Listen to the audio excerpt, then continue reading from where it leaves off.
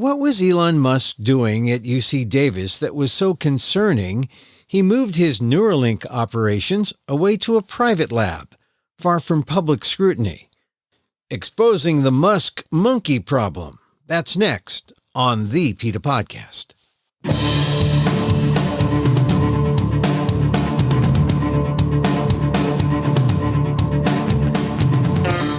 Welcome to the PETA Podcast. I'm Emil Guillermo, your host for this inside look at animal rights, brought to you by PETA, the largest animal rights organization in the world.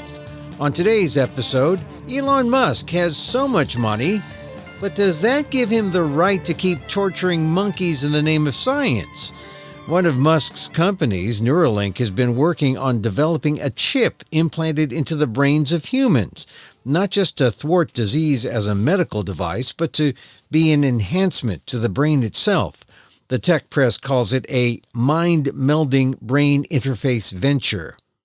That was the plan when Neuralink started working in conjunction with UC Davis from 2017 to 2020. According to documents obtained by the Physicians Committee for Responsible Medicine, PCRM, 15 animals had to be euthanized after they had been subjected to inhumane conditions. Now PCRM has filed a lawsuit to hold UC Davis and Neuralink responsible for the deaths. Neuralink has responded to say it wasn't 15 monkeys, it was just 8, and the company shoved off some of the blame to the UC Davis Primate Research Center. That may be the reason Neuralink decided to end its relationship and move to its own private labs, where scrutiny and transparency are next to impossible. But that makes the PCRM suit even more important. Since UC Davis is a public research institute, the suit allows us to see just how bad the science and just how bad the conditions were for the monkeys. My conversation with PCRM researcher Jeremy Beckham on the PETA Podcast. Elon Musk is a controversial guy. I mean, he's got the money to do everything. Is that the way we ought to look at this? So that he's got the money to do everything, so he's got the right, to go up in space and test on animals? Yeah, I mean, I think I read as of a few months ago, Elon Musk is now the wealthiest person in the world. He's got $300 billion worth of wealth. And I think sometimes what happens with these billionaires is they get so much money, they don't know what to do with it. So they start throwing their money after wild fantasies because it's kind of fun and they're bored. And so I think that this venture we have at Neuralink is maybe one example of that. Yeah, talk about Neuralink specifically. What is it? Neuralink. It sounds kind of like, we're linking up our neurons, our brains to each other. What is Neuralink? Yeah, Neuralink was a company that Elon Musk co-founded, I want to say in 2016, give or take a year. And the goal of this company is to develop a brain machine or brain computer interface. And the idea is that we'll have some piece of technology that is implanted directly into the surface of your brain. And this device will then be able to communicate wirelessly with other devices that are maybe even connected to the internet. And so the long-term goal of this project, as Elon Musk has explained in some of his presentations, is they want to reach a point where people will just be able to think about it. And just by thinking about it, they'll be able to read their emails, or they'll be able to match up their human brain with the computing power of a computer. And so inside your skull will essentially be a super powerful calculator. Really, the sky's the limit. Just as the sky's the limit's been with computing technology, it'll be the same thing with our own brains. Wow, this is even better than the metaverse, I think, right? This is better than virtual reality. This is the merger of realities, right? The computer in my brain, and could it be like I can just think, or I can look at you, Jeremy, and like I can think what I'm thinking and transmit my thoughts, and you can do a USB transfer just like instantly, just by nodding, and then you get all the research and the reading I've done on a certain topic. I say, I'll just give Jeremy this file. Yeah, I think if we both, in theory, had these devices, that would be the idea. We could wirelessly communicate. It would obviously eliminate the need for things like mouses and keyboards, because you'd just be able to think about where you want your cursor to go or what text you want to appear on your computer. If for automated vehicles, you'd even be able to get inside. You wouldn't even need a steering wheel or a gas pedal or brake. You'd just be able to think about it and your car would move around. So, I mean, it's a pretty wild future that's being sold here. Yeah, but if I'm just thinking about a file that I want to give you, so I can we're doing this conversation, I can just look at you and nod. That's the physical, movement that initiates the transfer. It transfers to you and you get the file, but now you got to read it, right? You can't just download it and say, I know it. It's hard to know, all of this is wildly theoretical, of course. The human brain will have the same almost limitless capability to expand that computing technology currently does. Our brains would essentially become computers. They would interface seamlessly. And so just like I have Microsoft Word. I only use maybe 5% of it. We must use just 5%. This enables us to maybe max out and use all of our brains. All of us, but I guess there's some potential nightmare scenarios that I've thought of. It would be pretty awful if all of your thoughts and memories get hacked by a ransomware exploit, wouldn't it? And we have computer viruses and coming into our brains. Yeah. So there's also a, sort of a dark side even to this wild fantasy. Right. They'll say, for a price, you can get your brain back. Exactly. Yeah, we've encrypted all of your brain's memories. It's tied up to the blockchain, and now you are officially a blockhead. Yep. What a future. Oh God. So, let's stop all the experiments. Let's stop this Neuralink. Well, wait a minute. We're getting ahead of ourselves now. So this is what Elon Musk is trying to accomplish. But now, what does this have to do with monkeys? He's experimenting to see if this works on animals first before humans? That's right. So the Physicians Committee uncovered about 700 pages of records detailing experiments on monkeys that were carried out as part of a partnership with University of California, Davis, which is home to the California National Primate Research Center, and Neuralink, which financially backed these experiments in full and even provided some of the personnel to be using these experiments. And they used at least 23 monkeys at UC Davis from the time period of 2017 to 2020.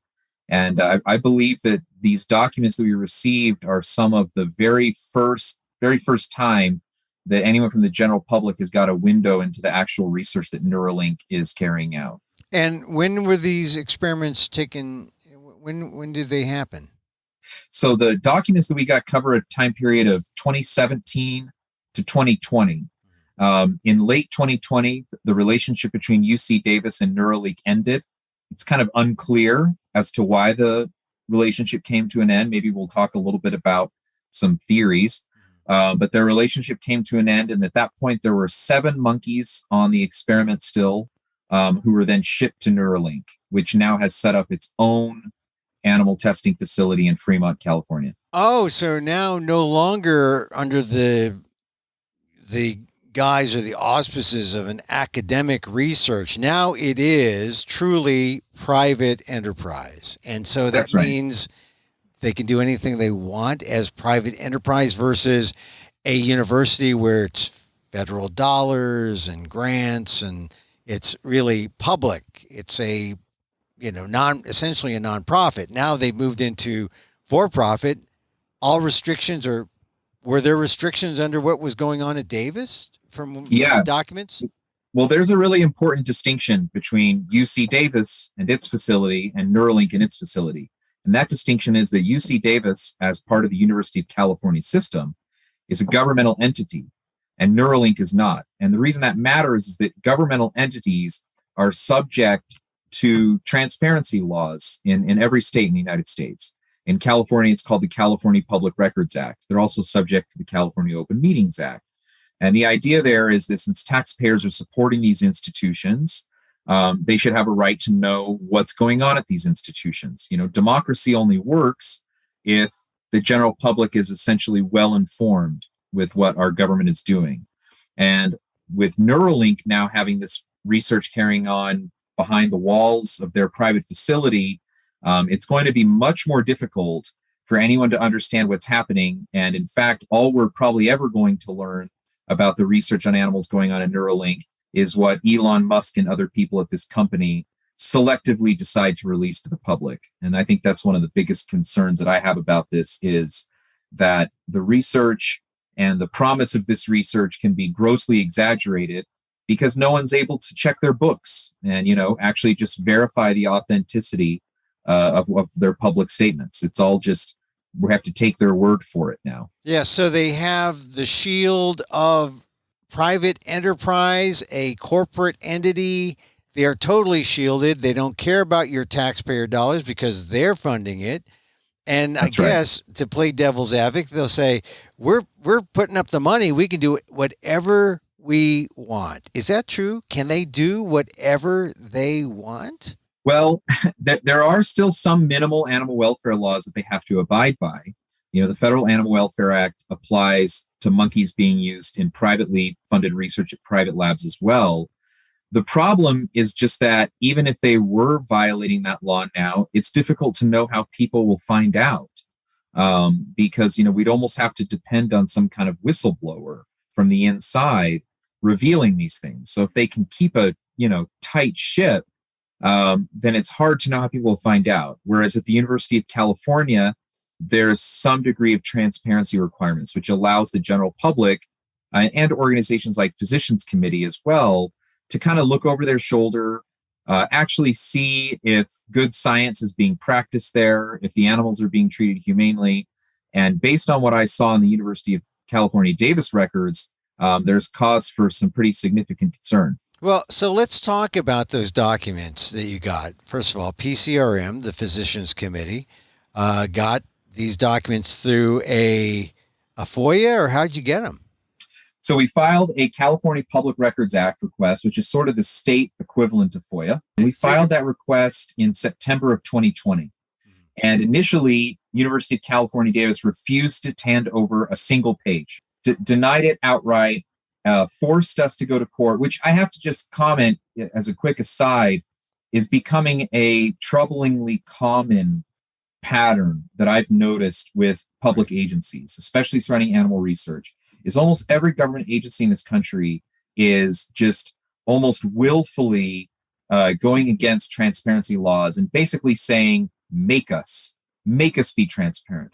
We're not going to comply with the law voluntarily. You're going to have to go out there, hire an attorney, take us to court, which is what the Physicians Committee ultimately did. Yeah. Physicians Committee filed a lawsuit which prompted the University of California to release several hundred pages of records. But if we were just an ordinary citizen, without the means of hiring an attorney and going into court, it'd be very hard for an ordinary citizen to learn what their government's doing with this attitude that more and more agencies have, that the public doesn't deserve to know what's going on. Well, you got these documents because of because you went to court and got them.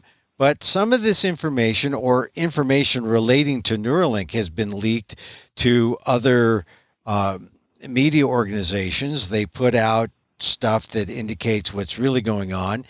What have they reported, and what are you finding in the documents that you were able to obtain? The Physicians Committee finally got these several hundred pages of records in just a few months ago, in October. And we meticulously went through about 700 pages of records. These records included veterinary records for the monkeys who were used in the experiments, some daily care logs, surgical records, necropsy reports, as well as the animal use protocol, which is sort of a written description of what you're planning to do to the animals that you have to submit to an oversight committee for approval. And, after reviewing these records, it honestly just broke my heart reading these records and just seeing the lives that these monkeys had in these laboratories. First of all, because they have all of this hardware implanted in their head, first they drill holes in the skull. They put this hardware to keep implants in place. There's titanium screws screwed to their skull. And then there's this pillbox connector, they call it, sticking out of the top of these monkeys' heads. And to prevent monkeys from picking at each other's hardware that's screwed on top of their head, They're all isolated. So these monkeys are alone in cages, which for a social animal like a monkey is one of the worst forms of torture you can do. Monkeys that are isolated alone in these tiny stainless steel cages, we know that they become depressed. They exhibit signs of psychological distress, like spinning endlessly in their cages. And I saw myself, when I reviewed these veterinary records, clear evidence of severe psychological trauma in these monkeys who were on the Neuralink experiments. Veterinary records said that specifically, and the scientists observed this. If you're a scientist worth your salt, would you continue on with the experiment, or would you stop it immediately? I saw UC Davis animal care staff write things in the notes like, I did see repeated observations that the monkey appeared depressed or was extremely lethargic, monkeys refusing to eat, monkeys with chronic diarrhea, chronic vomiting, lethargic monkeys who couldn't stand on their own anymore. These monkeys had recurrent infections. They would pick at their hardware on the top of their head and peel their skin off until it became bloody and infected. So then the animal care staff would administer the animals heavy-duty antibiotics to try to clear up these infections. But then these antibiotics would wipe out their microbiota in their guts and cause chronic diarrhea. So then they had to let up off the antibiotics, and it was this awful cycle of recurring infections. And then after those, got a little bit better, they would then have recurring gastrointestinal problems. And this just kept happening. And I saw a couple examples of monkeys who, right after they put all of this hardware in place and they were recovering from their surgery, these monkeys had seizures. They would try to control those seizures with anticonvulsant medication. The monkeys would refuse to eat for days. They were lethargic. And eventually, after 3 days, the veterinary staff at UC Davis finally said, we have to intervene and euthanize these animals for humane reasons. So they could never even really be used for recording sessions to actually really test these devices, because the hardware was so destructive to their brains, to their heads, to their whole well-being, that the experiment couldn't even move forward. Wow. And so the records that you obtained related to 23 monkeys that were owned by Neuralink that were at Davis. Was that the extent, 23, or were there others, or did your records show like they were like when one was euthanized, they replaced it immediately, or are there limitations as to how many they can have? So during that time period of 2017 to 2020, there were only 23 monkeys assigned to this experiment in total. 15 of those 23 monkeys were killed as part of the research or were euthanized, like I described. They lost their lives at UC Davis while they were being experimented on.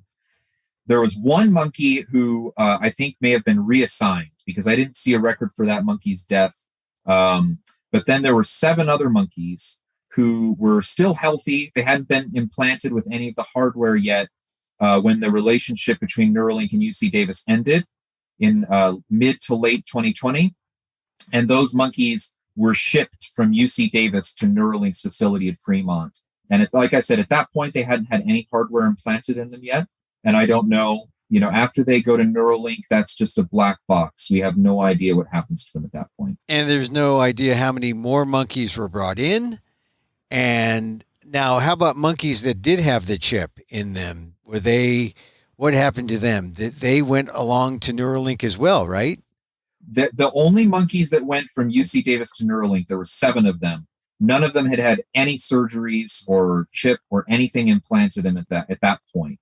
And this is like November 2020 is when that relationship ended. And at that point, none of those monkeys had had anything done to them. They were what the researchers call experimentally naive.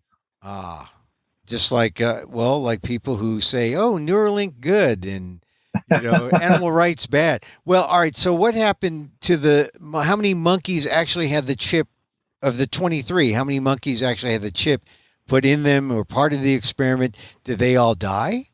All of the monkeys that had the hardware put in their brains at UC Davis did die. They either died because their general health condition deteriorated so much that veterinary staff made the decision that they basically had to euthanize the monkey, Some of them died for that reason. Other monkeys died because it was actually part of the experimental design from the beginning to euthanize these monkeys. Because you have to understand, too, one of the biggest problems with this whole concept of this technology, of these chips on your brain, is that it's very hard to remove these electrodes once they're installed. And so one of the goals of this research is they want to see if they can figure out some safe way to explant, that's what they call it, to explant the electrodes to your device. Because if you're eventually going to get chipped with something in your brain that allows you to communicate with computers, people might want to also be able to take that off if they want to.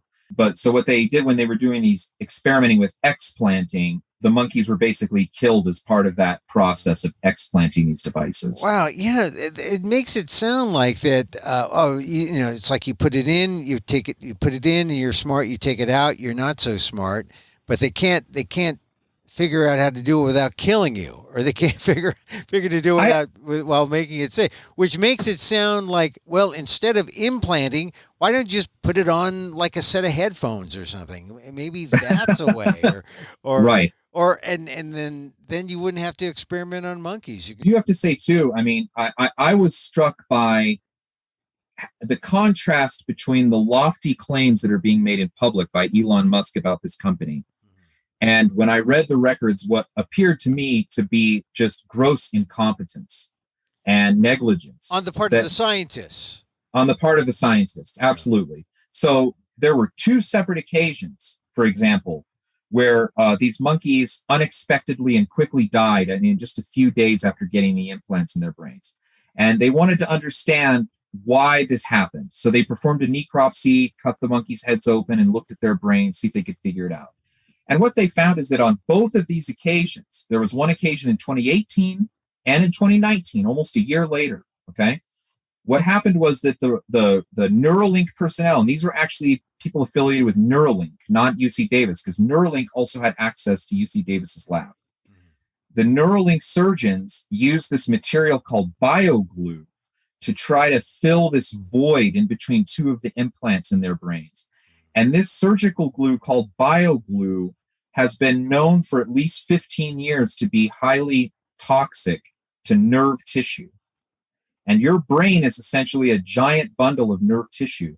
And when they did the necropsy in these monkeys, they looked inside their heads and saw this glue material had reached these monkeys' brains and had actually caused lesions and hemorrhaging in the monkeys' brains. And that was basically the main thing that was indicated for killing these monkeys. So they didn't even do their diligence to see if this glue could be used in this way. And they also, that's one of our main accusations, I guess you could say, for a violation of the Animal Welfare Act, because their animal use protocol also never approved the use of that substance. Well, so it sounds like bad technique, bad procedure on top of bad science, which they're trying to prove it's good science, but I don't know where are they proving? From the documents you got, was there an indication that, success, or here we have moved forward, we've pushed forward in terms of our goal of whatever they did to these monkeys? I would definitely never want them to do it to me. Or do it to you. Yeah. Because every single one of these monkeys that had these implants and all this hardware put in their brain, they had infections, they had portions of their brains destroyed. Some of them died within a matter of a few days. They're not able to be explanted safely. Nothing in the records that I saw seemed to suggest that they're on the verge of a safe implant for inside people's brains, which is at such odds with the public pronouncements that this company is making, which is why I think, the Physicians Committee's lawsuit that's still ongoing is so important, because we have to try to get some objective facts here to bridge this chasm between the public statements and the marketing videos that Neuralink is releasing on YouTube and the veterinary records, which show these monkeys suffering horrible lives and dying after getting these devices implanted in their heads. Well, tell me what's been in the media, like Fortune, the Daily Beast, and others that are putting out what's going on, or a version of what's going on in Neuralink. How does that compare with the documents that you have uncovered or that you were able to get through the Open Records Act? So Neuralink in April of 2021, they released this YouTube video that the media just ate up of this monkey named Pager. To be honest with you, a rather healthy looking monkey. I've watched the video, and Pager was, the video claim, able to play ping pong with his mind with this device that they said you couldn't see. So that's what they've released publicly, and the media has eaten it up. The first thing I also want to say is, actually, aside from the fact that they claimed that the implant was all the way under the surface of the scalp, this is actually not that remarkable of a development. It's the first thing I have to say. That there are actually animal researchers and research teams, including at places like Pittsburgh University and elsewhere, that have already developed a very basic brain-computer interface. Going back to like 2002, we've already done that, a very rudimentary thing. And we have to be clear here, playing Pong is actually a very rudimentary thing because that's only a binary operation. That's moving a slide up or down. So that neural interface only has to be able to record and understand that monkey's brain to say up or down. So that's a very rudimentary device. So they can sell this as a nostalgic thing. Play Pong and risk death by letting us implant something in your head, and you can have as much fun as this monkey. That doesn't sound like a billion-dollar proposition. And the other thing, too, is people are not getting a good picture of the actual, how much of a price, frankly, the animals are paying for this. Because you watch that video, that monkey is a healthy-looking monkey. He's even in this room with like a mural of a forest, sipping on some Kool-Aid juice. It doesn't look so bad. It looks like maybe a modern zoo conditions. The videos and photographs that the Physicians Committee is now suing for, I can assure you, will paint a very different picture.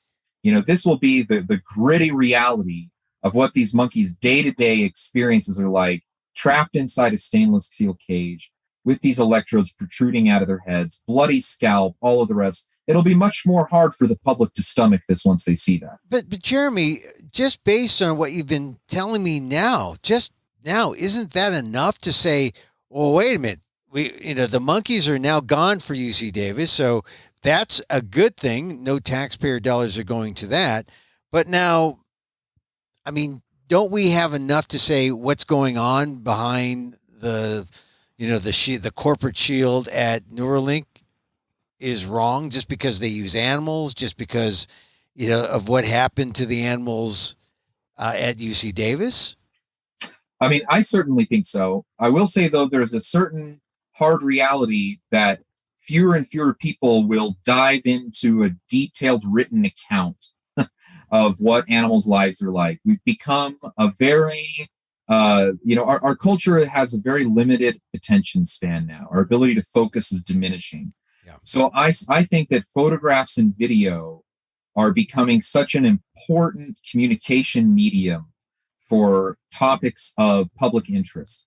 Just think about, apply this to other controversies and issues. How much this country re-examined and rethought about issues like police misconduct after the video of the George Floyd murder.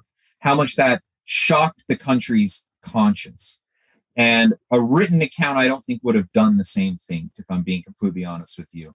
And so that's why I think it's so important that UC Davis be required not only to release the written record, but to actually show us the photographs of these monkeys, show us the video. Because here's one thing I really believe about, but it's taking a step back about the issue of animal testing and animal research. There are good people who disagree on this issue, who have differing perspectives. Some people think that it's necessary. I take the perspective, because I think I've looked at the evidence pretty closely, that the data isn't even very good for informing human health, and it's often very cruel, so we should be abandoning it. But there are people on, good people on both sides. What I think almost everyone should agree on, though, is we all need to be well informed as to what is happening. what the research involves for the animals. We shouldn't sugarcoat it or sanitize it or delude ourselves about what's happening. We should have a shared agreement about what's happening so that we can then actually have a debate about the costs and benefits, because you can't have a cost benefit analysis if you don't know the cost. Yeah, but once you get those records or the videos, it seems like that's the next step. You're going to sue to get the videos. Then we'll see that there is a too high a price to pay for this, right? I mean, it sounds like that's what I think. That's the next step, right? Getting those videos. That's right. Yep. Physicians Committee just filed our amended lawsuit specifically seeking photographs, videos, as well as the ID numbers for these animals, because UC Davis wouldn't even give us their identification numbers, which I think is just kind of ridiculous. Yeah. There's no legitimate basis for that. Right, but now you don't even know what's going on at Neuralink's labs because there's no transparency there. They could be doing all this, and I guess if they get embarrassed by what happened at UC Davis, they could be forced into releasing only, I guess, what they wish, that'll only look like the good things that are happening behind the scenes at Neuralink. I mean, I'm trying to say that they're going to be at least that honest to say, here's something good, and then hide the bad stuff. But what are the prospects going forward at getting stuff from Neuralink? Slim to none, if I'm being honest with you. I mean, this company already was highly secretive, even before Physicians Committee landed on the scene. But this is all still why I think it's so important that we do get these videos from UC Davis, because this is kind of our last chance. Yeah. This is our last chance to get any objective video and photographs of research connected to Neuralink. If we don't get a favorable ruling from a judge on this, I think that, indefinitely it will be Neuralink's videos and Neuralink's narrative. Whereas if we could get these videos, we could at least maybe use them to inject a bit of skepticism about what Neuralink is claiming here, when I think skepticism is highly warranted. Yeah. And so it seems like, once again, the idea is to put a chip into a human being, right? Right. That's the ultimate goal. And people have talked about that, and they've sort of attributed it to other mega billionaires. They're going to put a chip in our heads, or or they'll say the government is putting it. Elon Musk wants to do it. He's a private person. I guess he develops it. If it's successful, then what? He sells it to governments. He sells it to who knows what he does. I think the ultimate goal, what Elon Musk and other investors in the company would love, is a mass marketed consumer device that we all almost have to end up getting, kind of like the new iPhone. They probably want to have a situation where frankly hundreds of millions of Americans are walking around with the chip in their brain. It might revolutionize our relationship to technology in the same way a smartphone did. And well, you look at that analogy. I remember when I had a dumb phone and they said, "Oh, you better get a smartphone." I like my flip phone. I like the big button. No, you better get a smartphone. And I resisted, but ultimately I went with the smartphone, and now I have multiple smartphones. Yeah, they have revolutionized how I do certain things. Can they ever get it so refined with this Neuralink chip so that we can say 30, 40 years from now, oh, wow, what a wonderful, I probably won't be here. My vegan diet may keep me here, though, but do you foresee it as happening, that a chip like this? I don't foresee them getting off the ground at all, is my honest answer, because, the brain is not a very hospitable environment. They have been doing neurological experiments on animals in laboratories around the country for literally many decades, where electrodes have been put into animals' brains. So we know, generally speaking, that's a highly invasive and destructive thing to do to a living creature. It kills them sometimes. You can't safely remove them. It causes recurring infections. The brain is just not designed to have something from exterior implanted into it. It's a very sensitive organ. So I think the whole premise is a little wild and far-fetched. To be honest with you, Emil, I sort of categorize it in the same file that I would put Elon Musk's research into colonizing Mars. I think that that's also a pretty fantastical concept if you actually scratch beneath the surface of it and just do a little bit of research about the fact that there's no air. It's incredibly cold. It's being bombarded with radiation. Wait. It's an unlikely proposition to succeed. And here's the thing. I have no problem with billionaires throwing millions or hundreds of millions of dollars chasing their wild fantasies until they start to hurt and kill animals in the process. At that point, I think it raises some really serious ethical questions. You're not supposed to be able to do that unless you have a really good justification at a minimum. I mean, I think we should be abandoning it, period. But in this case, it seems like monkeys are being sacrificed on the altar of a fantasy. And that's sort of that's the line, the ethical line. It's got to be safe for humans, but if you got to test and kill monkeys on the way to finding out that it's not safe for humans, then it's a waste. It's a non-starter. Right. And I just think, and I think the whole premise of it, I don't think people are going to line up.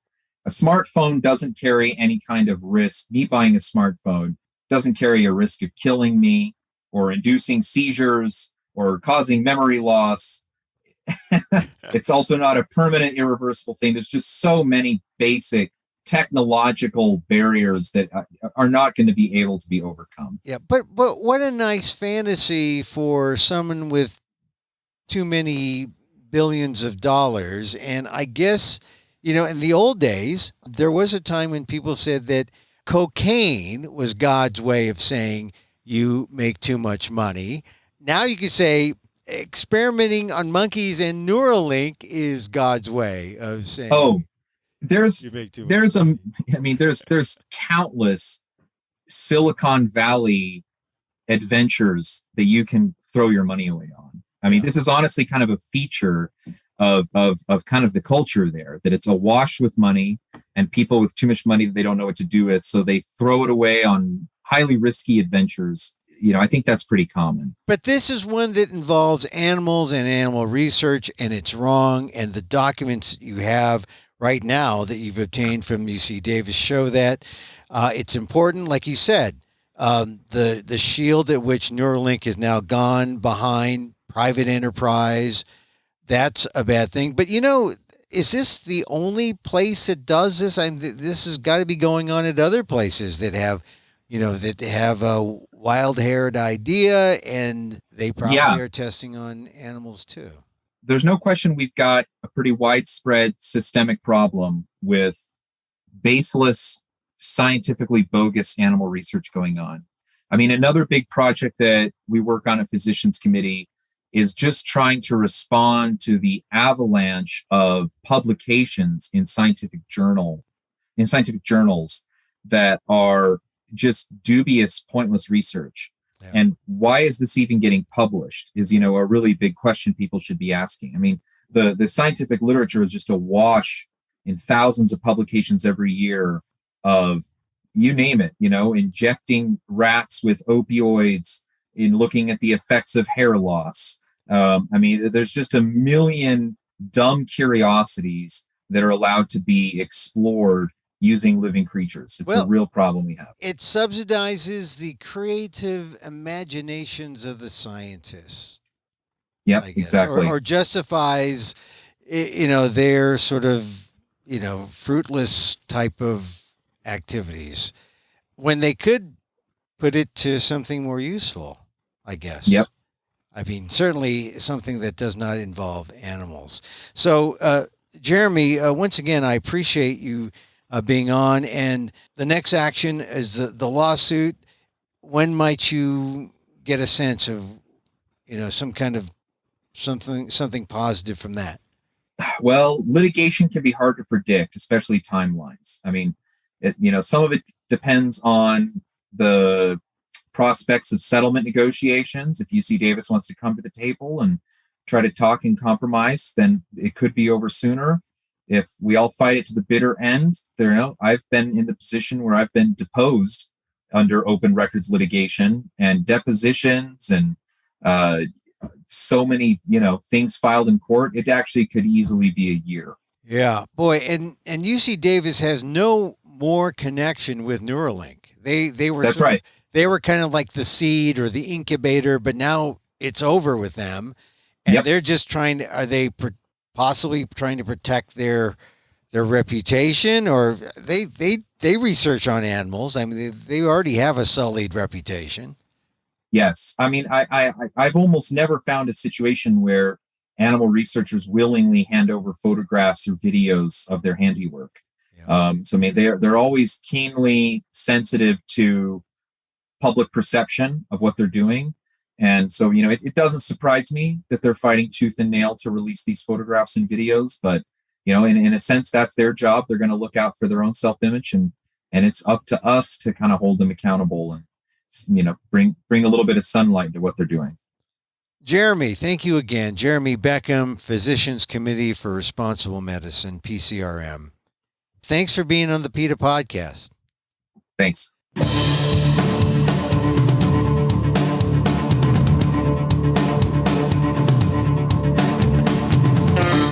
Jeremy Beckham of PCRM, the Physicians Committee for Responsible Medicine, on suing to stop Neuralink and its brain chip experiments on monkeys.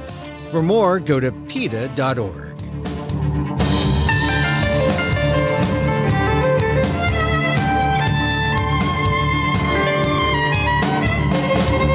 And that's our show for today. Thank you for listening.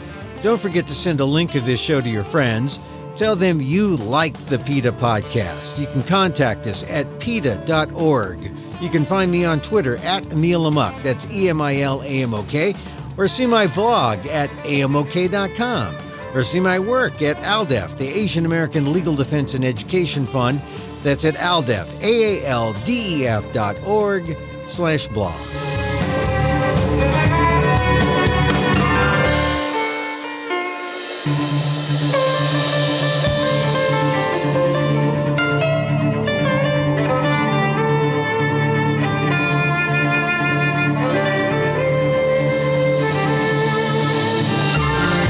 Once again, thank you for listening. Check out all our episodes on your favorite podcast app or on Apple Podcasts, where you can subscribe to, as well as rate and review the show. It helps get the word out about the issues you care about. Our music is provided by Carbonworks. Check them out on YouTube. And join us again next time for more insight into animal rights and the fight for a cruelty-free world on the PETA Podcast. I'm Emil Guillermo.